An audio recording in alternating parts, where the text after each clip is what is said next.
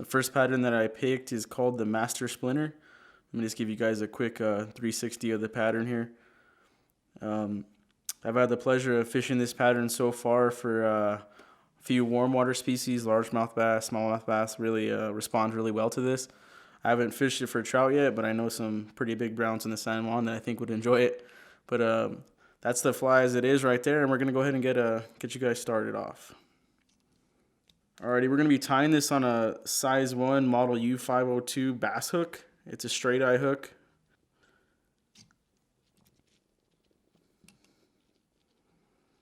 Alrighty, and we're just gonna use your standard black thread to start it off, and you're just gonna start off at the front eye of the hook and just work your way back the way you would traditionally do for any other fly. Just clip off your tag, and we're gonna get some zonker here, some cross cut, or you could use straight cut. I like to have cross cut just because we're gonna be using cross cut for the body, but I like this just the regular black color. And you're gonna get yourself probably about, I'd say about 4 or 5 inches of it. And prior to putting it on there, actually what you're gonna do is you're gonna snip pretty much everything off but about 1/2 inch off the tail end. So you're gonna come in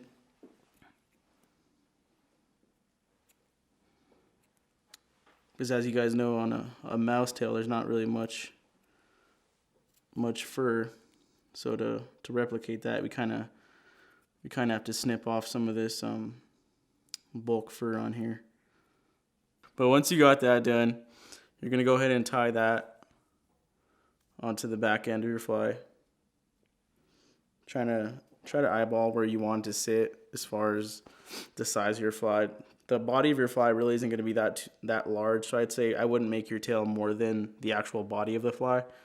Just try to keep it, fairly realistic for the fish, because primarily what the fish is going to see when this hits the water isn't the bottom of it. I mean, if you tie the fly right 99% of the time when you cast this out, they're not going to see the top, they're going to see the bottom. Now that you have your tail tied in, what we're going to do is we're going to go ahead and get some thin foam body. You want to make sure you get a thinner version. You can use a medium or a thicker version, but the thin really is pretty flexible, and it helps you when you're trying to mold the body or when you're trying to get a good collar going. So we're going to use I like to cut it this way, and we're going to cut a strip that's probably about 1/2 inch thick.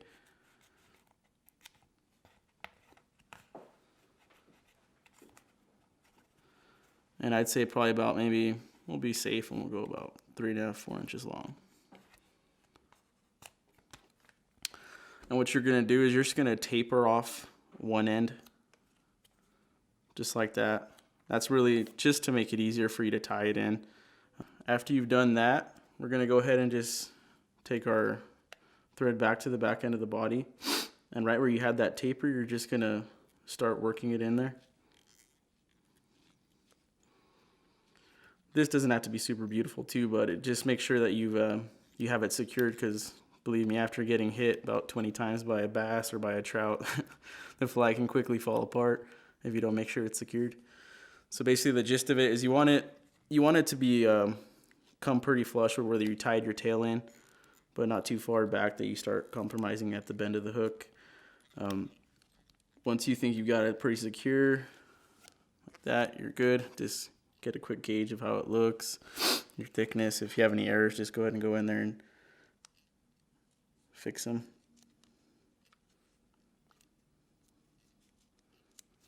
Alrighty, that looks pretty good.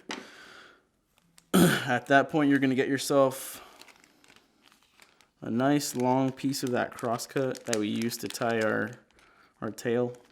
So get a nice good piece going.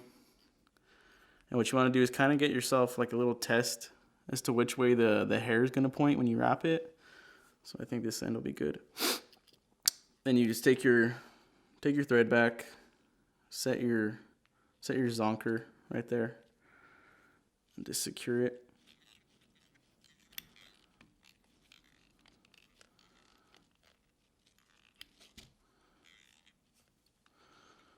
Alrighty, once you got it secured, this is the easy part.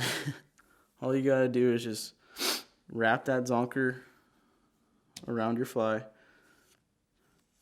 Keep in mind when you're doing your wraps, try not to wrap over the hair that you already have shooting out. Try just to pull it out of the way while you're doing it. That way you get a really nice spread and a lot less just of the leather strip, but more hair. And if you make a mistake, just, like I said, go back and correct it. This pattern right here really isn't meant for beauty. It's kind of just meant for a good silhouette pattern that the fish are going to see and just respond to right away.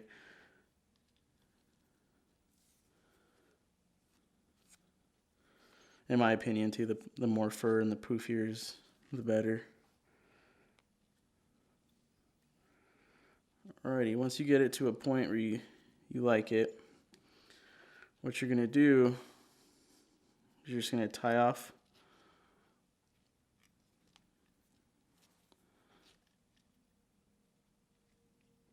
that zonker. Let's get a few good wraps in there. Make sure it's not gonna go anywhere when you trim it. It can be kind of hard too because these things, like I said, are really furry.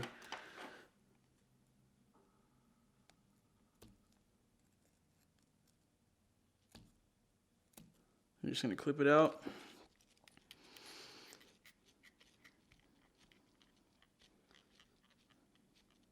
Give it a couple more wraps just to secure it. And just going to leave yourself a little bit of room at that front of that hook just for our final step. And that is for the back and the body.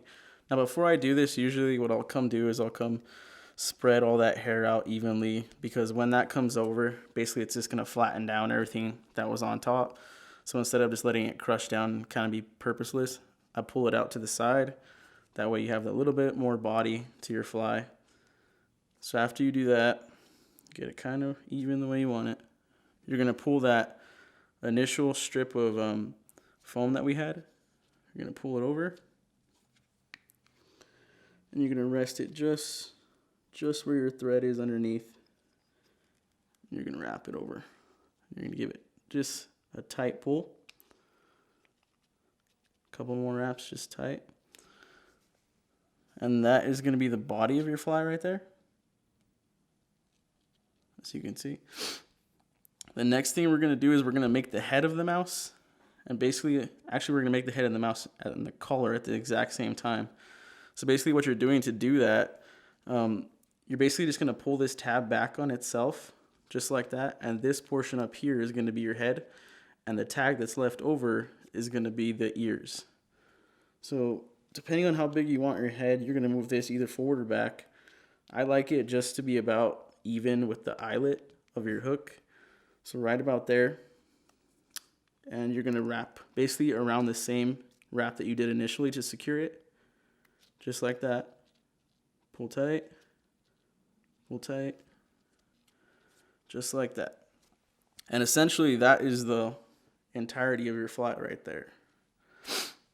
So basically at this point what you would do, I just do a traditional hand whip finish on this just to finish it off, and I'll come in and secure it later, either the regular whip finish or just with a nice dot of UV glue. But just to finish the fly off, basically what you're going to do is you're just going to cut your ears however you like them. For me, a traditional collar is fine. Like I said, the fish, when it sees this hit, it's going to be looking from this perspective, not from this perspective. So I just cut about the same length as the size of the head and just trim it like that. I have seen patterns where people will come in and literally cut the shape of ears out on here, but that's kind of just how I like to leave mine. It's personal. But yeah, that is the Master Splinter for you guys. I hope you guys enjoyed, and we'll see you on the next pattern.